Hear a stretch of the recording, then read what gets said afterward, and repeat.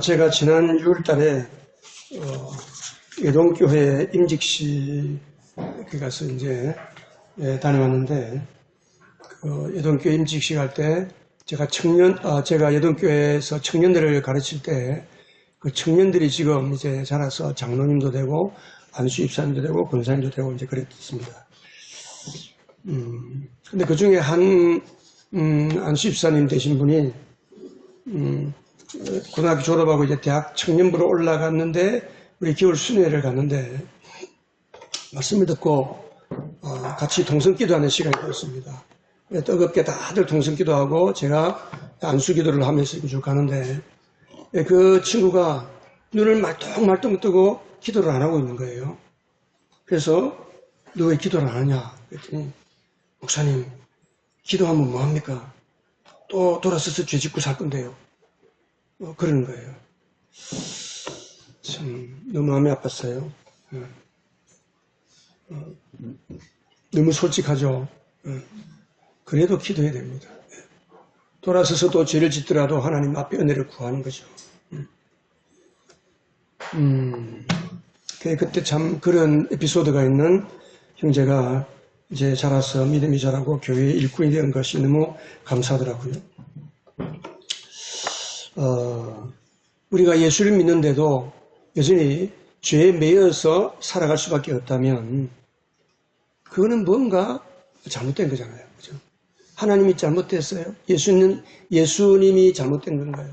예수 믿는 우리의 믿음, 우리의 신앙이 잘못된 거죠. 뭔가 문제가 있는 거죠. 여러분, 성경에서 예수님을 만난 사람들 보세요. 복음서, 마태, 마가, 누가, 요한복음을 쭉 보면 수많은 사람들이 예수를 만납니다.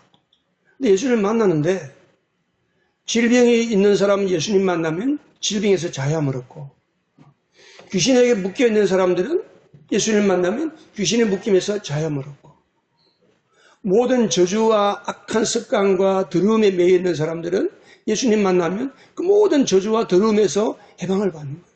미움과 분노와 절망 가운데 사로잡힌 자들이 예수를 만나면 그 미움과 분노와 절망이 사라지고 사랑의 사람으로 바뀌는 겁니다.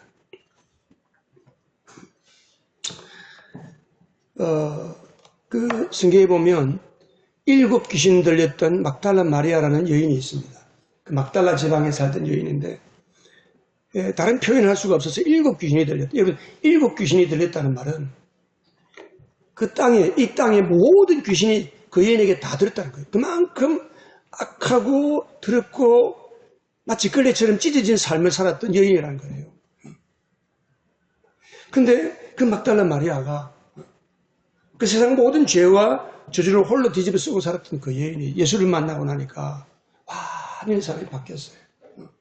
그래서 늘 그는 예수님을 따라다니는 제자가 되어서 예수님을 뒤에서 수종 들고, 예수님이 십자가에 죽었을 때 십자가 밑에서 예수님의 죽음을 지켜보고, 예수님이 무덤에 계실 때 사흘째 날 아침에 찾아갔던 그 여인, 그리고 초대교회에 12 사도들과 함께 교회를 섬겼던, 영적으로 교회의 어머니와 같은 역할을 했던 거룩하고 순결한 아름다운 여인이 되었습니다. 그리고 많은 사람들을 붙들어 세워주는 여인이 되었습니다. 예수를 만나고 나면 자유를 누리고 해방을 누리는 겁니다. 38년 동안 꼼짝을 못하고 자기 힘으로 연못에 들어갈지 못해서 누군가 자기를 연못에 넣어주기를 기다리던 그 사람, 안식일이 되었을 때 예수님께서 수많은 환자들이 베데스다 연못가에 누워 있었지만 예수님은 38년 된 그 환자를 향해서, 그 한 사람을 향해 찾아가서 네 자리를 들고 일어나 걸어라 그랬어요. 그가 깔고 있던 자리를 들고 일어나서 두벅두벅 걸어갔습니다. 그리고 모세율법에 매여 있는 바리새인들, 사람들에게는 굉장히 존경받고 인정받고 그 사회에서 굉장히 신분이 높고 지위가 있었던 그 많은 사람들, 바리새인들, 율법학자들. 근데 그들은 안타깝게도 그들이 갖고 있는 종교에 매여 살았어요. 그들이 지켜서 구원받으려고 하는 율법에 매여서 하나님이 원치 않는 삶을 사는 거예요. 그리고 자기들 하나님을 잘 섬기다고 그러는데 예수님이 가장 책망받고 예수님을 가장 대적하고 결국 예수님을 죽였던 사람들이 그 바리새인들, 율법학자들이었습니다. 근데 그러한 사람들 가운데서도 눈이 열린 사람들, 생각이 있는 사람들은 예수님을 찾아가는 거예요. 그 중에 한 사람이 니고데모잖아요. 요한복음 3장에 니고데모는 밤에 낮에 자기 동료들이 볼까봐 시선이 두려워서 못 가고 밤에 아무도 다니지 않는 그 밤에 조용하게 예수님 찾아가서 내가 보니까 선생님은 특별한 분입니다. 하나님께로부터 보내심을 받은 분입니다. 그럴 때 예수님께서 그와 대화를 하시고 그는 예수님 안에서 구원을 받고 자유함을 누렸어요. 그런데 그가 감히 드러내놓고 예수님 믿지 못해서 숨어서 뒤에서 예수를 믿은 사람. 나중에 예수님이 장사에 죽었을 때 예수님의 시신을 장사했던 아리마대 요셉과 그 두 사람이 예수님을 장사 지낸 사람이 되었습니다. 그 바리새인들은 세상 속에서 거룩한 척 자기를 포장하고 하나님을 잘 섬기는 척 위선하고 가장하고. 근데 예수님은 보면 알잖아요. 예수님이 바리새인들을 책망할 때 뭘 가장 책망했습니까? 위선, 포장한다는 거예요. 숨기고 산다는 거예요. 온갖 더러운 짓은 다 하면서 남에게는 깨끗한 척하고 잘난 척하고 괜찮은 사람인 척하고 가장하고 포장하고 살았던 겁니다. 여러분, 그런 사람들에게 기쁨이 있겠습니까? 그런 바리새인들이 자유가 있겠습니까? 참 자유를 누리겠습니까? 그들이 내세우면서 오늘 자존심 하나, 늘 마음에 뭔가 눌리고 답답하고, 그래서 자기가 눌리고 답답하니까 또 다른 사람들을 향해서 더 억누르고 그런 삶을 살았던 사람들이 바리새인들입니다. 율법학자들이에요. 근데 그런 사람들마저도 예수를 제대로 만나면 그 모든 억압과 죄의 짐과 무거운 것이 다 떠나가고 자유함을 얻고 해방을 얻고 기뻐 뛰는 인생이 되는 것입니다. 여러분, 우리는 어떻습니까? 우리는 예수를 믿는다고 하면서 사람들이 보는 앞에서와 사람들이 보이지 않는 곳에서 우리가 사는 삶의 방식이 다르지 않습니까? 같습니까? 우리가 진정한 그리스도인이라면 하나님이 주시는 참된 자유를 누리고 사는 겁니다. 왜 우리가 자유하지 못할까요? 왜 우리가 사람 앞에서 사람을 의식하고 내 할 말 제대로 못하고 왜 우리는 늘 사람에게 매이고 사람의 시선에 매이고 돈에 매이고 질병에 매이고 가난에 매이고 사람이 약하기 때문에 몸을 가지고 살기 때문에 감기에 들릴 수 있습니다. 질병을 할 수 있습니다. 내가 원치 아니하는 더러운 질병에 노출될 수가 있고 병을 걸릴 수가 있습니다. 그런데 예수를 믿으면 우리가 그랬잖아요. 아까 불렀던 찬송에도 보면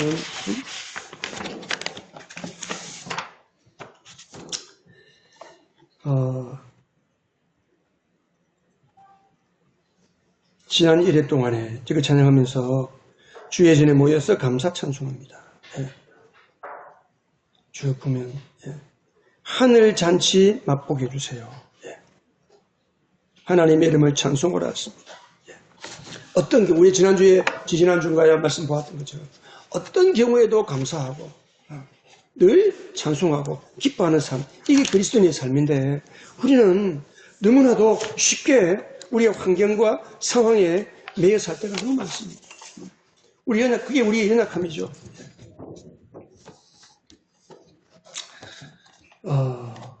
우리는 왜 자유하지 못할까요? 왜 조그마한 문제 하나만 있어도 방방방방 뛰고 염려와 근심에 매여서 걱정 근심의 엔진을 달고 아직도 일어나지 않은 그 일을 향해서 불안과 두려움을 가지고 그 골짜기를 향해 내리치지 않는 그런 삶을 왜 사느냐 이거죠. 왜 그럴까요? 진리를 모르기 때문에. 진리가 무엇인지 모르기 때문에. 진리이신 예수 그리스도를 믿고 살면서 진리가 뭔지 모르는 거예요. 오늘 우리가 읽었던 요한복음 8장에 보면 진리를 알지니 진리가 너희를 자유케 하리라. 예수님께서는 요한복음 8장에 보면 요한복음 8장 다 찾아나셨죠? 자, 거기 보면 예수님께서 그 예수님을 찾아오는 헬라인들을 향해서 너희가 나의 말에 머물러 있으면 예수님의 말씀 안에 머물러 있으면 너희는 참으로 나의 제자들이다. 그리고 진리를 알게 될 것이다. 그 우리 안에 있는 하나님의 말씀이 우리를 진리를 깨닫게 하시는 거예요. 그 진리를 알게 될 때에 진리가 너희를 자유케 할 것이다. 진리의 지식이 우리를 자유케 한다는 거예요. 진리를 모르기 때문에 우리는 늘 무언가에 묶여 사는 거예요. 묶여 사는 거예요. 그게 고달픈 게 인생이 고달퍼요. 무언가에 묶여 사니까 고달프고 답답하고 그걸로 인해 가지고 우리 몸에 악한 좋지 않은 호르몬이 나오고 치료의 호르몬이 나오고 기쁨의 호르몬이 나오고 엔돌핀이 나오고 또 다이돌핀이 나와야 되는데 그런 것이 없고 그냥 어두운 것이 나와가지고 우리의 인생을 억누르게 만들고 질병에 노출되게 만들잖아요. 그 은혜의 영성의 파워라는 책에 보면 그 책에 이제 그 마지막 부분에 농장 이야기가 나옵니다. 어떤 남자가 은행에 대출을 받아가지고 농장을 샀습니다. 근데 농사가 제대로 안 되니까 빚은 자꾸 늘어가고 이자도 못 갚고 하니까 은행에서 독촉이 왔습니다. 언제까지 원금 이자 갚지 못하면 이 농장을 경매에 붙입니다. 차압이 들어가는 거예요.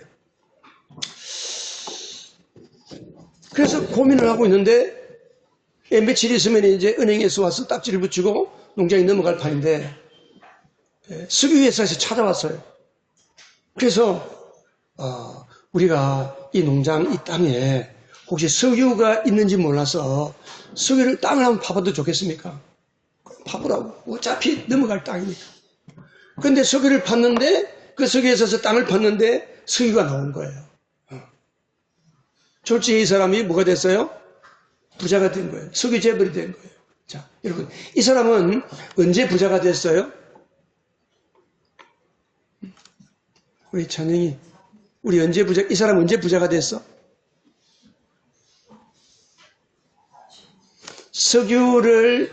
땅을 파서 석유가 나온다는 걸 알았을 때 부자가 됐어요? 그 농장을 대출을 받아가지고, 비록 그 사람이 대출을 받아 샀지만, 은행 빚으로 그 땅을 사서 자기 소유가 된 순간, 그는 부자였어요. 그 땅에 석유가 있다는 것을 몰랐기 때문에, 진리를 모르고 있었기 때문에, 우리도 이 사람처럼 근근히 고통스럽게 괴로운 가운데 매여 사는 거예요. 이 이야기는 그리스도인이 얼마나 부유한데도 불구하고 이 부유하고 풍성한 삶을 가지고 있음에도 불구하고 풍성한 생명을 가지고 있음에도 불구하고 풍성한 생명을 살지 못하는 아주 좋은 예입니다. 우리가 얼마나 풍성하고 우리가 얼마나 부유한가. 에베소서 1장 3절에서 6절 보면 이게 뭐라고 그랬어요? 이게 보면. 자, 에베소서 1장 3절 보면 하나님께서 우리에게 뭘 주셨어요? 그리스도 안에서 예수를 믿는 사람들은, 그리스도 안이라는 말은 예수를 믿는 사람들이에요. 내 안에 예수님이 계신 사람들이에요. 예수를 믿는 사람들은 하늘에 속한 땅의 복, 있다가 사라지고 갖고 있었는데 그게 저주가 되고 돈 많이 벌었다고 생각했는데 그 돈 때문에 인생이 망하고 그런 복 말고, 그런 세상이 주는 복 말고 하늘에서 주는 영원한, 변치 않는 영원한 진짜 복. 그 하늘에 속한 모든 신령한 복을 우리에게 하나님이 복 주시는 거예요. 우리는 하나님 앞에 복 받는 자들입니다. 우리는 하나님의 복등입니다. 복등이. 그리고 사진에는 뭐라고 그랬어요? 하나님이 세상을 창조하기 전에 우리를 어떤 사람으로 구원하시기를 계획하셨어요? 우리를 선택하시고 많은 피조물 중에서 사람을 선택하시고 우리를 예수 믿게 하셔서 하나님 앞에서 거룩하고 흠이 없는 사람이 되도록 하나님이 창세전에 계획하시고 그리고 사람을 만든 거예요. 그런 사람으로 만든 거예요. 그래서 우리가 예수를 믿으면 하나님 앞에서 그런 사람이 된 거예요. 우리가 거룩하고 흠이 없는 사람이 되는지 안 되는지 모르면 내가 예수를 믿는지 안 믿는지를 보면 되는 거죠. 그리고 5절에 또 우리는 뭐라고 그랬어요? 하나님은 그 기뻐하신 뜻을 따라 예수 그리스도를 통하여 우리를 하나님의 자녀 삼으시기로 계획하셨다. 그러한 우리를 하나님의 아들들, 자녀, 하나님의 아들들, 복수, 이 교회를 가리키는 교회. 하나님의 자녀들의 공동체를 만들기로, 하나님의 영적인 가정인 교회를 세우기로 하나님이 계획하셨다. 그런 말씀입니다.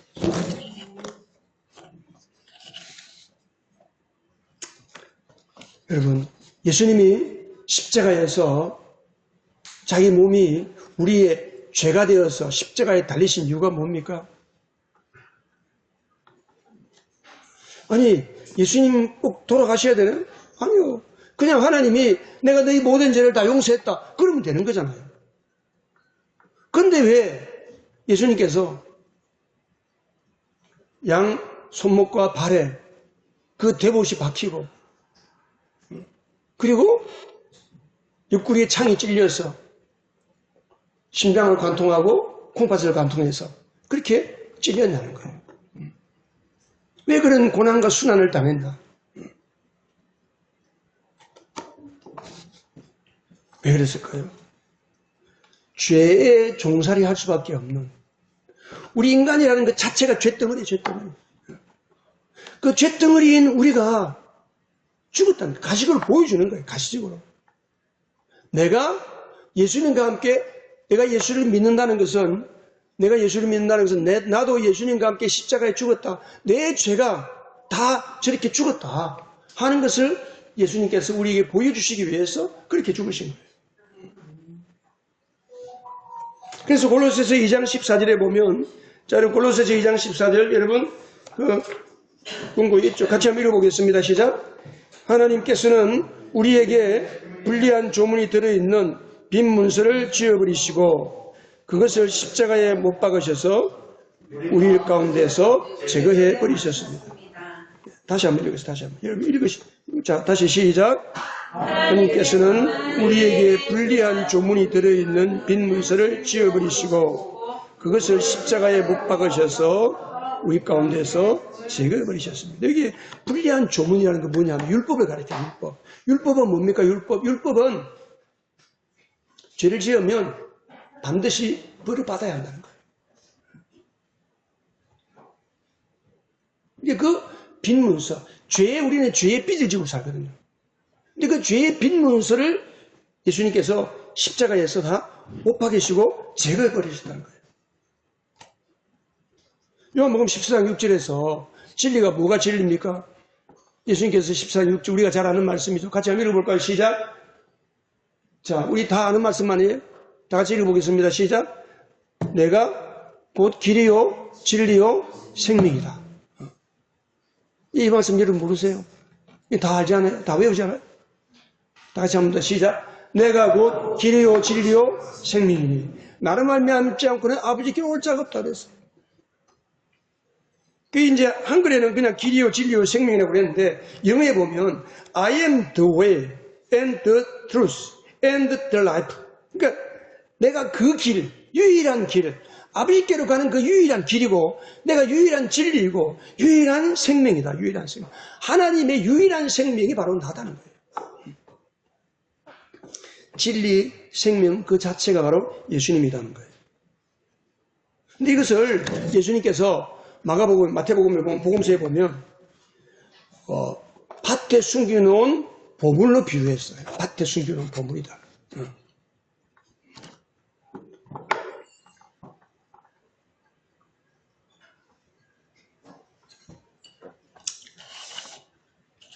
자, 마태복음 13장 44절. 자, 큰 소리로 같이 한번 읽어보십시다. 마태복음 13장 44절 시작. 하늘나라는 밭에 숨겨놓은 보물과 같다. 어떤 사람이 그것을 발견하면 제자리에 숨겨두고 기뻐하며 집에 돌아가서는 가진 것을 다 팔아서 그 밭을 산다. 아멘. 아멘.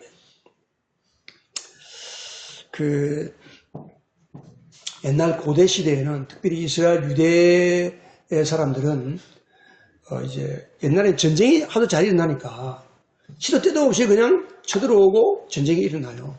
그러면 전쟁이 일어나면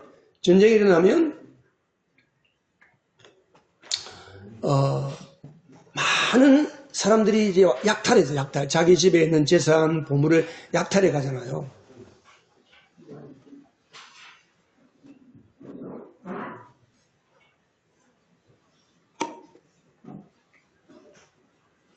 우리 집에 지금처럼 은행이 있는 것도 아니고 금덩어리가 있고 귀한 보물들이 있어요.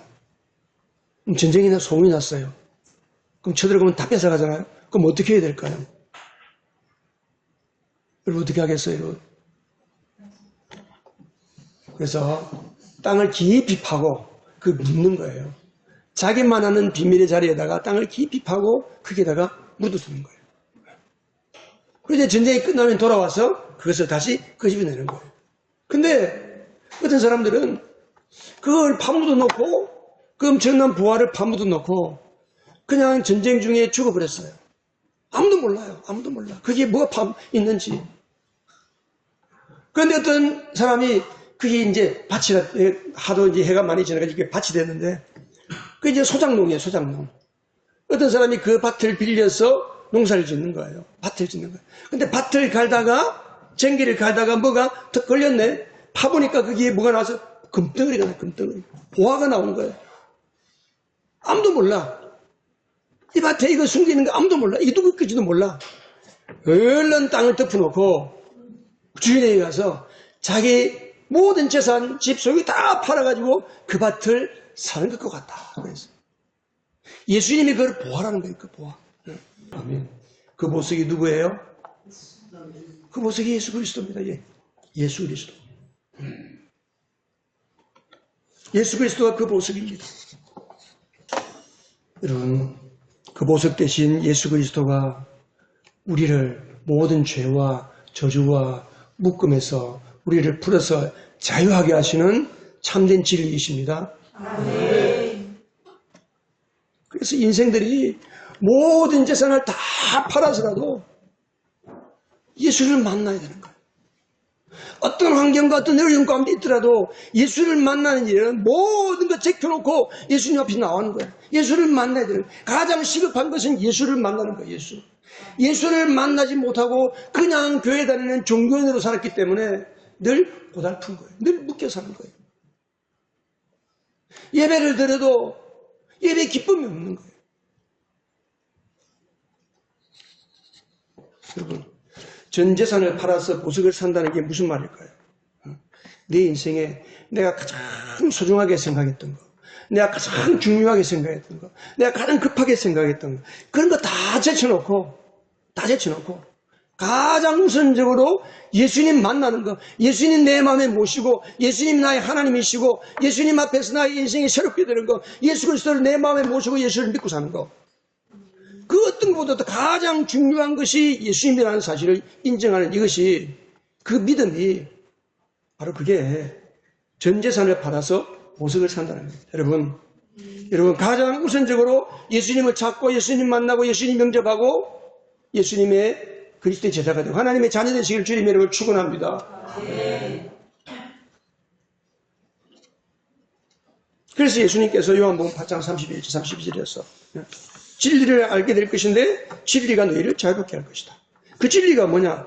8장 36절 한번 보세요. 자, 8장 36절. 그 진리를 또 정확하게 말씀해서 예수님께서, 자, 시작. 그러므로 아들이 너희를 자유롭게 하면 너희는 참으로 자유롭게 될 것이다. 아멘. 그러니까 진리가 너희를 자유롭게 한다 그랬는데 36절에서는 예수님께서 아들이 너희를 자유롭게 하면, 왜 그래요? 그 아들은 누구세요? 예수님. 하나님의 아들이신 예수님이 진리라는 거예요. 내가 진리라는 거예요. 내가 너희를 자유롭게 하면 그 누구도 그 자유를 박탈하거나 그 자유를 뺏을 자가 없다는 거죠. 예수님이 이 땅에 오시기 전에 700년 전에 예수님이 이 땅에 오실 것, 예수님이 오셔서 뭐 하실 것, 예수님이 오셔서 하신 목적을 설명하신 이사야가 이사야서에서 이런 말씀을 했어요. 예수님이 어느 날 회당에 찾아가서 회당에 있는 두루마리 성경을 꺼냈는데 마침 이사야서의 말씀이에요. 그래서 그 이사야의 말씀을 예수님이 읽는 거예요.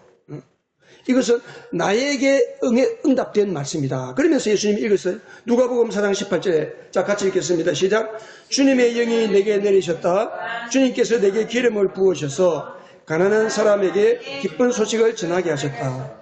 주님께서 나를 보내셔서 보류된 사람들에게 해방을 선포하고 눈먼 사람들에게 눈뜸을 선포하고 억눌린 사람들을 풀어주고 주님의 은혜의 해를 선포하게 하셨다. 예.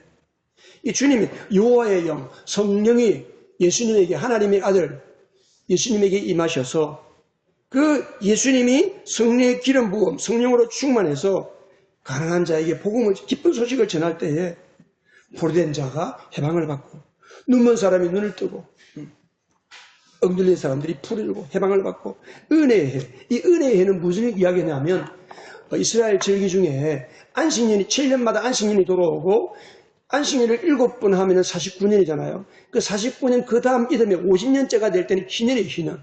희년이 되면 모든 히브리인들의 종살이 하는 사람들이 집으로 다 돌아가고 모든 땅을 이제 빌려가지고 돈을 받고 이렇게 대신 꾸어주는 게 있잖아요. 땅이 다 원주인에게 다 돌아가는 모든 것이 다 회복되는 게 희년입니다. 희년. 바로 예수님이 오셔서 우리를 희년을 선포하셨다는 겁니다. 근데 안타깝게도 사람들이 예수를 믿을 때에 이 진리를 누리지 못하는 가장 큰 장애물이 있어요. 예수를 믿는 그 믿음에 진정한 자유와 진정한 기쁨과 하나님이 주시는 그 진정한 복을 누리지 못하는 가장 큰 장애물이 있어요. 그 장애물이 뭐냐? 그걸 가리켜서 육체의 삶이라. 육체의 삶. 따라서 육체의 삶. 육체의 삶이라는 게 뭐냐 하면 그게 나와 있죠. 육체란 자기 스스로 자신을 만족하게 하는 것. 자, 다시 한번 여러분 빈칸 있죠? 쓰세요. 육체란 자기 스스로 자신을 만족하게 하려는 것을 가리켜서 뭐라고 그래요? 육체. 예. 그러니까 육체를 따라 살면 성령을 따라갈 수가 없어요. 육체를 따라 살면 죄와 죽음으로 들어가는 거예요. 예수를 믿는데 계속 육체를 따라 살면 결국은 두려움과 불안과 염려와 공포 가운데 고통하는 삶으로 떨어지게 되는 겁니다. 우리가 예수를 만난 데 있어서 가장 큰 장애물은 누구예요? 나 자신. 내 에고, 내 고집, 내 옛사람, 내 자존심.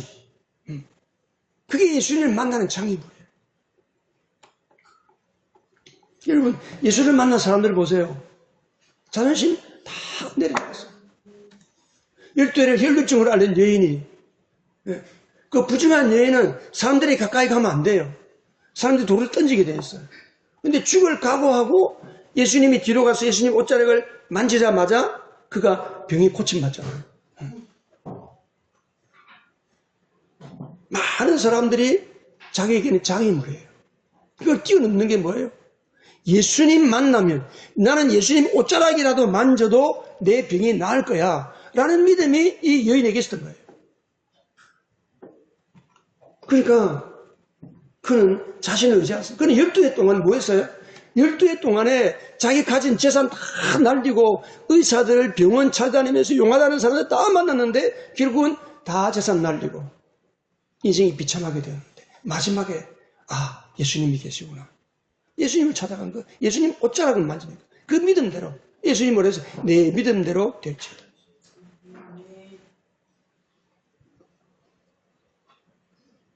우리가 예수를 믿는데 내가 문제를 만났는데 내가 지금 큰 어려움을 만났는데 여전히 내 노력과 자기 방식으로 뭔가를 해보려고 하는 사람은 아직도 그는 주님과 먼 거리에 있는 거예요. 여전히 자기를 의지하는 거예요. 자기 방식을 의지하는 거예요.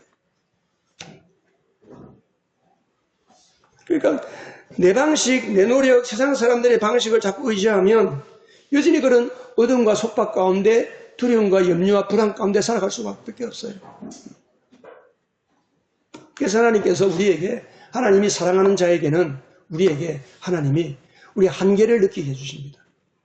어느 날 나는 아무것도 할 수 없구나. 나는 내 힘으로 할 수 있는 건 이 세상에 아무것도 없구나. 그걸 깨닫게 하는 거예요. 그때가 복이에요. 그때가 복. 하나님은 우리를 바닥을 치게 만드는 거예요. 실패하게 만드는 거예요. 실패를 경험하고 완전하게 바닥을 칠 때에 비로소 하나님을 찾는 거예요. 사람은. 근데 그 순간에조차도 사람들은 참 교묘해서 어떻게 하면 내가 또 이길 수 있지? 어떻게 하면 내가 또 이겨서 일어나서 승리할 수 있지? 7.8 이할 수 있지? 누구를 만날까? 어떻게 할까? 이 머리를 돌리고 계산기 돌리는 사람은 불쌍한 사람. 지금 여러분이 바닥을 치고 있는 것이 있습니까? 내 인생의 한계를 만난 분이 계십니까? 내 방법으로 도무지 해결할 수 없는 그런 난관에 부딪힌 사람이 있습니까? 깨달으시기 바랍니다. 하나님만이 할 수 있구나. 하나님께 나오라는 것이구나. 하나님 앞에 꼬꾸라지라는 것이구나. 하나님께 굴복하라는 것이구나. 하나님께 두 손 들고 항복하고 하나님 아버지여 전부의 의지 없어 손 들고 옵니다. 주 나를 박대하시면 내 어디 가니까. 주님 나를 맞아주세요. 기도의 자리에 나와서 부르짖고 매달리는 겁니다. 기도의 자리에. 우리가 하수금 기도하는 시간 있잖아요. 그리고 기도하지 않는 사람은 아직도 자기를 의지하는 사람이에요. 내 방식, 내 힘, 아무도 없습니다. 내 주님밖에 없습니다. 그런 사람은 기도하게 돼 있어요. 그러니까 아무리 내가 하나님을 찾는다 그러고 하나님 믿는다 해도 기도하지 않는 사람, 매달리지 않는 사람은 아직도 자기를 의지하는 사람이에요. 자기를 의지하는 사람. 급한 사람은 상황이 급하면 밤 12시고 밤 1시고 밤 2시고 간에 교회 나와서 앞에서 무릎 꿇고 눈물 흘리고 기도하는 거예요. 살려달라고. 주님 살려주세요. 살려주세요. 누가복음 18장에 보면 그 여리고성 앞에서 그 소경 거지가 예수님이 지나간다는 소식을 듣고 소리 지르는 거예요. 다윗의 자손 예수여, 다윗의 자손 예수여, 나를 불쌍히 여겨주세요. 사람들이 시끄러워 그럴 때 예수님께서 아니야, 저 사람 데리고 와. 네 소원이 뭐냐? 내가 보기를 원합니다. 네 소원대로 될지어다.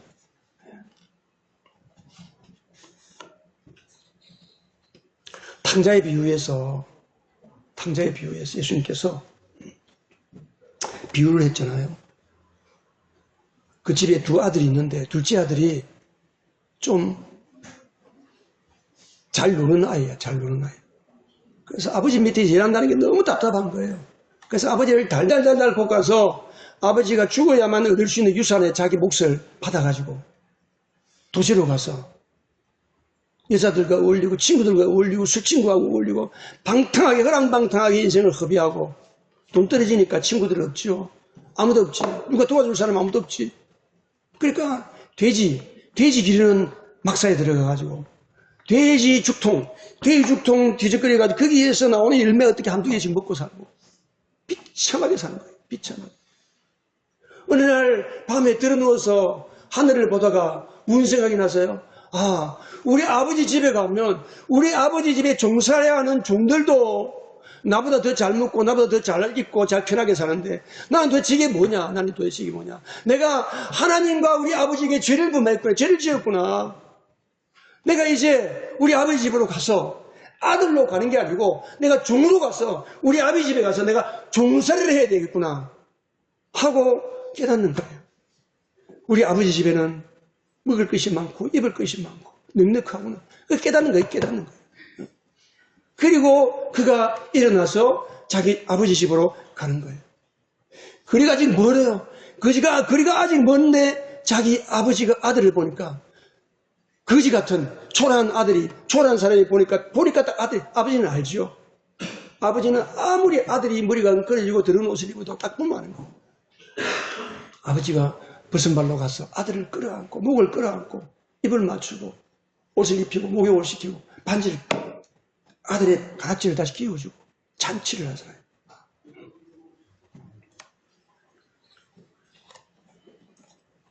이 아들이 자신의 비참한 실체를 보고 하나님과 아버지 앞에 분주한 자기의 죄를 고백하고 그리고 진리이신 아버지를 생각하게 되는 거죠.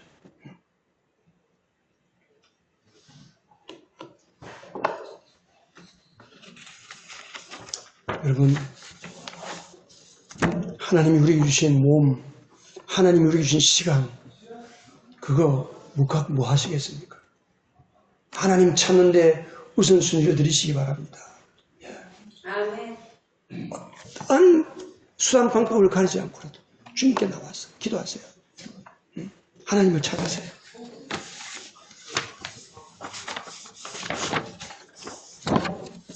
뭐 이런저런 이유로 예배 나오지 않으면 참 제가 답답해요. 제가 아파요. 가슴이 아파요.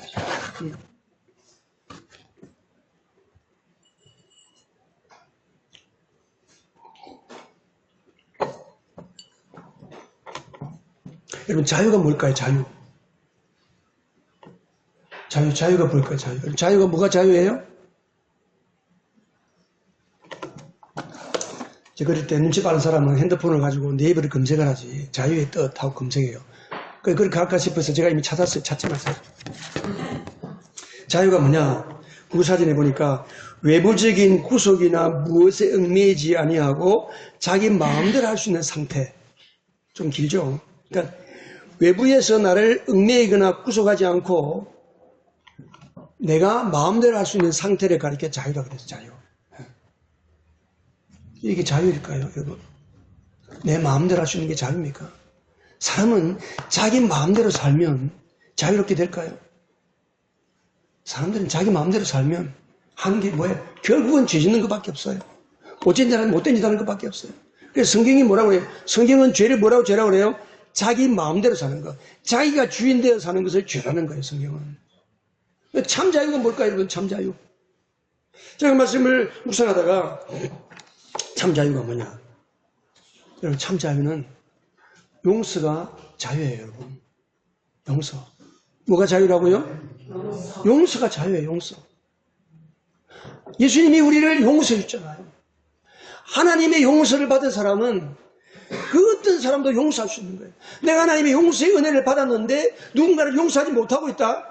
그 사람은 하나님의 은혜를 잘못 오해하는 거예요.